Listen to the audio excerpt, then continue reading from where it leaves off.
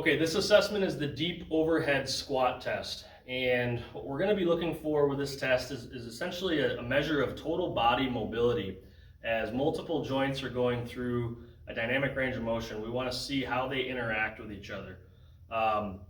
Typically, this is going to be a really good thing to look at for individuals that are doing any sort of squatting, overhead squatting, snatching, and getting a sort of a framework in terms of their mobility capabilities before they're going and adding load, resistance, or dynamic movements with that. So for the overhead squat test, one of the things that we're going to do is we're going to be really picky just for information's sake, not for anything else. I'm not telling people to squat like this, but we're going to be really picky about foot positioning, toe positioning, and then what's happening through the upper body as well. So the starting point is shoulder width with the feet. Think about big toes kind of being in line with the armpits.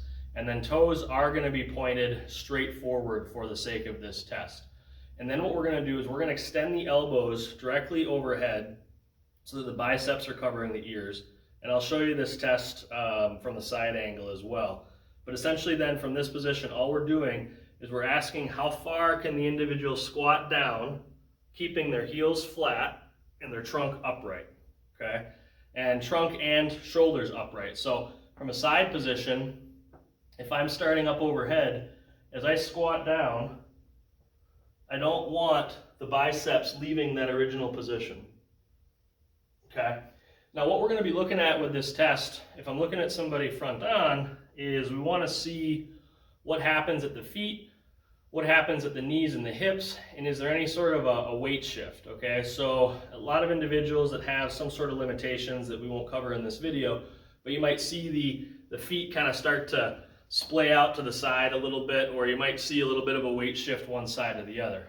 From the side angle, what we're really looking at, and probably the most critical part of this, is going to be what happens at the trunk and the shoulders. So as I start to get depth in the squat, what I'm really looking for is you can see in the line of the gray and the black here, does that line match my lower leg or my tibia? A good squat pattern is going to have those angles basically run parallel to each other. You can see them kind of getting forward a little bit through the trunk. So some individuals, they may start to get into this sort of thing where that trunk lean is really starting to come forward, or you may see as I come down, I can't keep the shoulders up overhead, kind of covering those biceps covering the ears.